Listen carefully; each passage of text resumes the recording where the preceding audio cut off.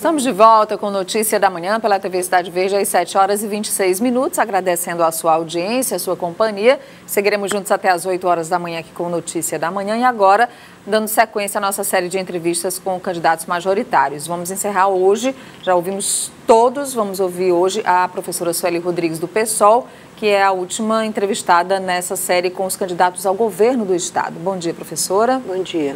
Seja bem-vinda aqui ao Notícia da Manhã. Vamos conversar sobre as propostas que o PSOL e a senhora, representando essa candidatura majoritária, tem para o governo do Estado do Piauí. De forma resumida, claro, para os nossos telespectadores, mas os pontos mais específicos dessas propostas. Inicialmente, na nossa análise de conjuntura, chegamos à conclusão de 3 eixos estruturantes do nosso programa de governo. O primeiro eixo, porque consideramos que o principal problema a ser enfrentado no Brasil e no Piauí é a desigualdade social, então o nosso primeiro eixo é a luta pela superação das desigualdades. Luta pela superação das desigualdades e também o enfrentamento às opressões, considerando que a gente vive um tempo, né, de muito ataque, de muita intolerância. Então, afirmamos as diferenças e colocamos como eixo principal o enfrentamento às desigualdades sociais, considerando que aí está a raiz de todos os problemas sociais que a gente vive. O outro eixo estruturante é a valorização da democracia participativa. Achamos que vivemos uma crise da democracia representativa e estamos disputando também postos na democracia representativa, mas a democracia representativa precisa ser amparada com a democracia participativa, com a participação da população, para que compreenda que a sua função cidadã na política não é só o voto. E o terceiro eixo é o compromisso com a classe trabalhadora, com a geração de emprego e renda, com o apoio aos pequenos empreendimentos, para que esses empreendimentos funcionem como aqueles que recebem incentivo do Estado e não o grande empresário como é atualmente. Historicamente, o PSOL tem contestado políticas de privatizações diárias aí sob o comando público. Aqui no Piauí há iniciativas do governo com relação a parcerias público-privadas. Chegando ao governo, a senhora faria uma revisão dessas ações? Sim, especialmente as 2 privatizações que aconteceram. Vamos tentar, a gente sabe que a Cepisa primeiro passou pelo processo de se tornar Eletrobras, esse processo também a gente questiona, e o caso da Gespisa, que é bastante atacada, né?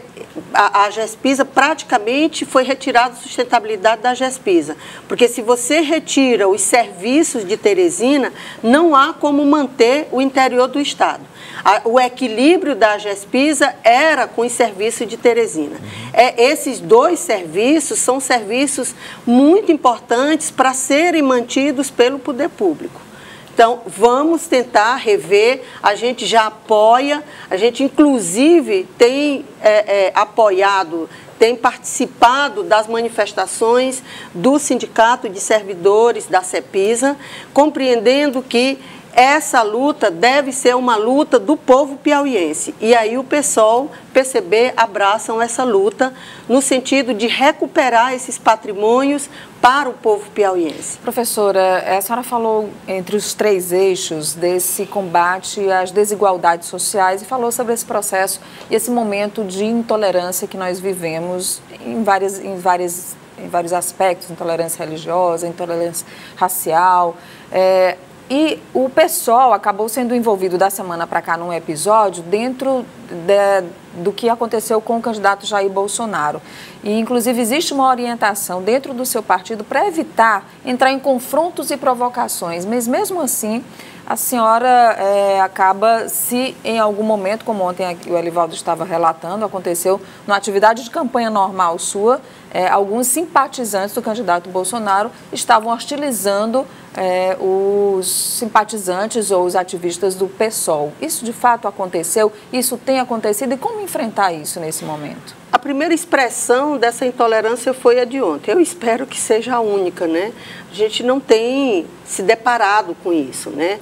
De fato, a gente tem se precavido, porque a nossa campanha não é uma campanha de violência, nós não temos no nosso programa de governo nada para reforçar a violência, pelo contrário, a nossa campanha, temos inclusive o slogan, o ódio vencerá, o amor vencerá o ódio, né? A gente usa esse slogan em muitos momentos, especialmente no apoio à população LGBTI.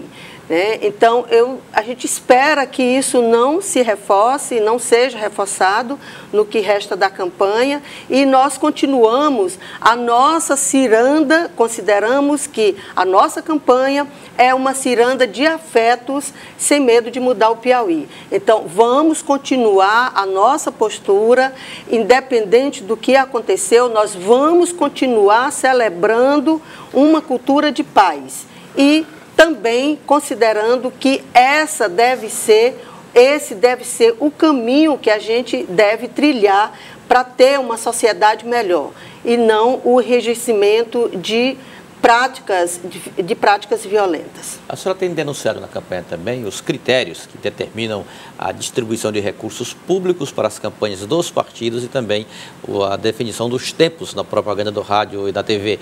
A senhora não acha que isso leva em conta o peso de cada partido, a representatividade de cada partido na sociedade? Certo, isso leva em conta a representatividade, mas se a gente quer de fato, que a sociedade participe, que a política representativa seja representativa mesmo, o ideal é que os candidatos dispusessem dos mesmos meios. E no caso do financiamento é mais grave, porque esses que estão eleitos, eles não foram eleitos com essas regras. Então, não faz sentido começarmos novas regras aproveitando regras antigas. Aí, o financiamento público acaba aparecendo como um reforço àquilo que já existia.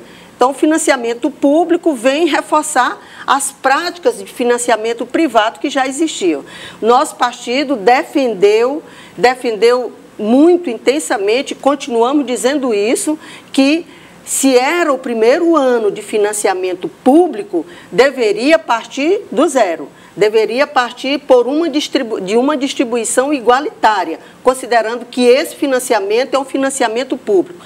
Não faz sentido que a nossa candidatura disponha de R$16 mil para toda a campanha, uma candidatura majoritária, quando temos aí partidos com valores infinitamente superiores. O que dá para fazer com R$16 mil nessa campanha, professor? Olha, nem preparar as mensagens para divulgar e nem garantir o deslocamento dá. Né? A gente está com a vaquinha, a gente está também com doações de pessoas físicas, que é o que é permitido, para a gente fazer o mínimo. A senhora considera... E esse mínimo é muito pouco para colocar a nossa mensagem para todos os eleitores. Por falar em mensagem, é isso que eu ia perguntar. A senhora considera a sua candidatura uma candidatura diferente? E se a senhora considera diferente, o que a senhora mudaria se fosse eleita governadora? A nossa candidatura é diferente porque é uma candidatura que a gente costuma chamar do PSOL, de modo geral, candidatura movimento. Aquela história que o eleitor diz se aparece de 4 em 4 anos, para o pessoal isso não funciona. A gente está em todas as lutas sociais. Estamos nas lutas sindicais, estamos nas lutas em defesa dos direitos das mulheres, combatendo a violência contra a mulher. Então, essa campanha, esse estilo de campanha-movimento, ela é diferenciada. Não diferenciada porque nós somos os diferentes, porque é uma expressão das lutas sociais. Então, como expressão das lutas sociais, nós temos, eu costumo dizer, 3 candidaturas, que são as 3 candidaturas do campo de esquerda. Então, essas 3 candidaturas, elas continuam as lutas sociais.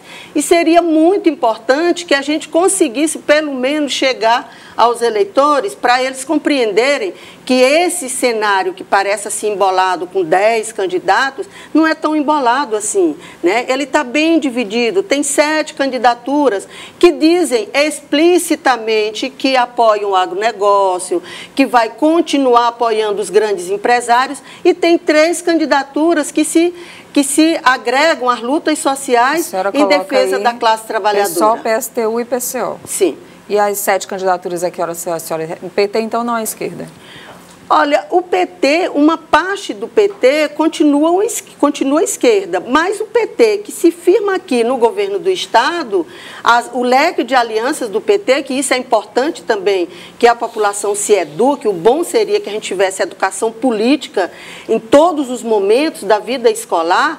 A gente sabe que essa história de que não existe partido no Brasil é mentira, existe sim, e eles são muito fiéis na hora de votar as suas propostas, e também é importante fazer a leitura pelo leque de alianças. O leque de alianças que o PT tem feito e o programa de governo que o PT tem desenvolvido no estado do Piauí não permite dizer que esse partido está comprometido com as lutas sociais, considerando que lá no seu projeto de desenvolvimento, onde está o incentivo fiscal, para quem é o incentivo fiscal? O incentivo fiscal é para o grande empresário.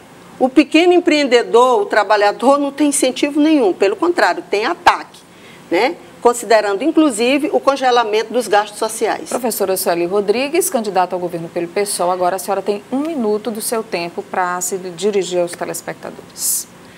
Esperamos que os telespectadores, que são os eleitores, que são as eleitoras, avaliem as nossas propostas, percebam a importância de mudar o seu voto, principalmente reconheçam a responsabilidade do eleitor, da eleitora, na hora de definir quem está aí nessa política que consideramos que vive uma grave crise política. E principalmente que não se omitam, porque a omissão em participar não vai impedir que a política continue decidindo a sua vida. A política vai continuar decidindo a sua vida cotidiana, desde a sua alimentação, ao seu emprego, a sua locomoção. É importante que você participe, mas que você avalie como você vai participar e, principalmente, avalie como se comportou aqueles em que você votou na última eleição. É isso. Tá bom, eu queria agradecer a professora Sueli Rodrigues, candidata do PSOL ao governo do Estado. Hoje nós encerramos, então, essa sequência de entrevistas com os candidatos majoritários ao governo. Ainda temos mais 2 ao Senado para ouvir aqui no Notícia da Manhã. São 28 ao todo, né? Juntando candidatos ao Senado e ao governo, 10 ao governo, 18 ao Senado. E eu queria agradecer. Muito obrigada por sua presença, mas lembrando a você que é telespectador da TV Cidade Verde que amanhã, dia 13, no Jornal do Piauí, a partir do meio-dia, nós vamos começar o Fala Candidato. E aí vamos entrevistar os candidatos ao governo do Estado, e é uma sequência onde você vai poder ter a oportunidade, num tempo maior até, ouvir as propostas e o debate de ideias aqui com os nossos analistas também, com os convidados que são candidatos ao governo do Piauí. A professora Sueli Rodrigues também já confirmou a presença nessa sabatina com os candidatos ao governo Fala Candidato aqui da TV Cidade Verde.